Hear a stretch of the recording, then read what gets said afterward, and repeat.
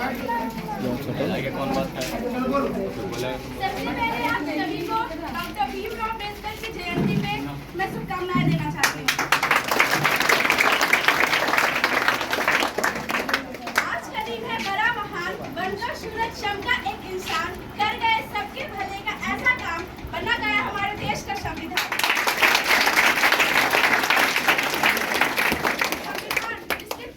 Doctor Bhimrao Ambedkar, जिनका जन्म 14 अप्रैल 1891 को महू में मध्य प्रदेश में हुआ था। उनका बचपन शुरू से ही भेदभाव अछूता में कटा। चाहे वो कुआं से पानी लेना हो या स्कूल में शिक्षा प्राप्त करना हो, हर जगह उनको भेदभाव का सामना करना पड़ा। जब वो स्कूल में जाते थे तब उनको कक्षा में सबसे पीछे बैठने का आदेश दिया जाता था। क्यों? क्योंकि वो सबसे निम्न जाति से संबंध रखते थे। उसके बावजूद भी उन्होंने अपनी शिक्षा में कभी भी रुकावट नहीं आने दी। उन्होंने अपना मैट्रिकुलेशन का एग्जाम 1907 ईस्वी को पास किया। उसके बाद वो ग्रेजुएशन की डिग्री 1912 में प्राप्त किया। उसके बाद उन्होंने उच्च शिक्षा के लिए 1915 में कोलंबिया में इकोनॉमिक्स से एमए किया। उसके बाद 1917 में उनको पीएचडी का डिग्री मिला। और डॉक्टर भीमराव अम्बेडकर के बारे में बोला जाए तो उनको 9 भाषाओं का ज्ञान था। उसके अलावा उनके पास 32 डिग्रियां थी।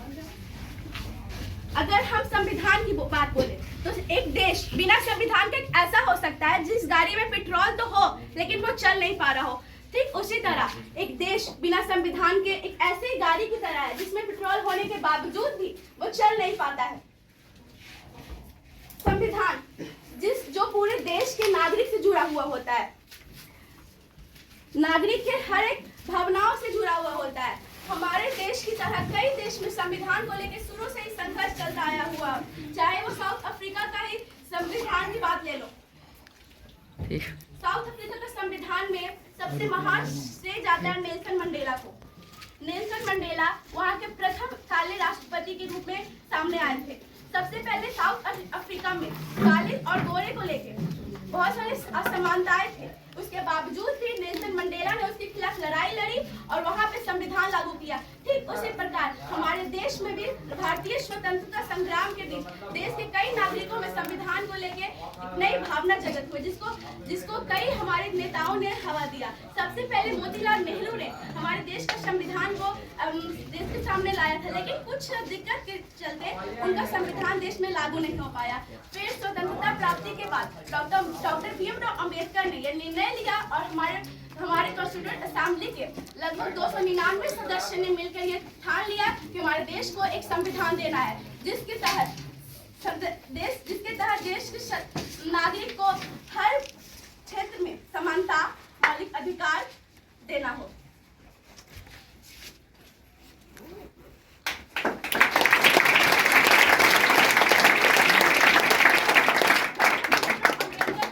संविधान का जनक कहा जाता है।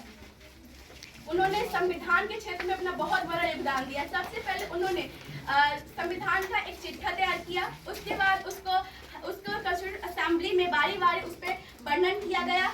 सब लीडर की सहमति के साथ 26 जनवरी 1950 को संविधान हमारे देश में लागू हुआ। लेकिन ये अलग बात है कि हमारे देश में संविधान 26 नवंबर 1939 को ही बनकर तैयार हो गया था, लेकिन इसको 26 जनवरी 1950 को लागू करने के पीछे बहुत बड़ा कारण था। दरअसल 1926 ईस्वी में लाहौर सेशन के दौरान पंडित जवाहरलाल नेहरू ने यह निर्णय लिया था कि हमारे देश को पूर्ण स्वराज बनाना है, जिसके चलते हमारा संविधान 26 जनवरी 1950 को लागू हुआ। अगर डॉक्टर भीमराव अम्बेडकर की और उपलब्धियां के बारे में बात की जाए तो उन्होंने 1951 में फाइनेंस कमीशन ऑफ इंडिया का गठन किया था। इतने सारे कार्य हमारे देश को इतने सारे कार्य में उन्होंने श्रेष्ठ बनाया। हमारे देश का आज संविधान विश्व के सबसे महान संविधानों में गिना जाता है। इसका श्रेय हम डॉक्टर भीमराव अम्बेडकर को दे सकते हैं। डॉक्टर भीमराव अम्बेडकर के अनुसार शिक्षा वो शेरनी का दूध है जिसको कोई अगर पी ले और उसको कोई ग्रहण कर ले तो जीवन में सब कुछ पा सकता है। डॉक्टर भीमराव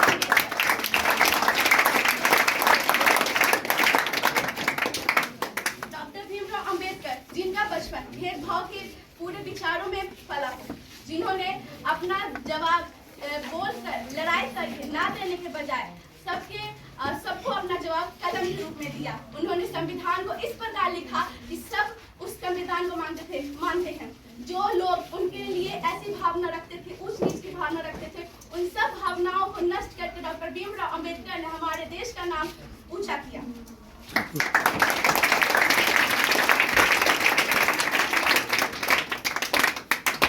लेकिन 1956 ईस्वी में डायबिटीज की प्रॉब्लम की वजह से उनकी मृत्यु हो गई। जय भीम का नारा, जय भीम, जय